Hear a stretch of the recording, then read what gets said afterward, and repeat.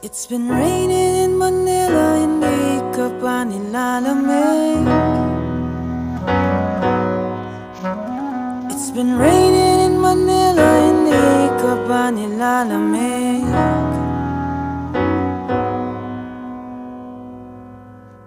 Maulan ba sa inyo pag bumubuhos dito?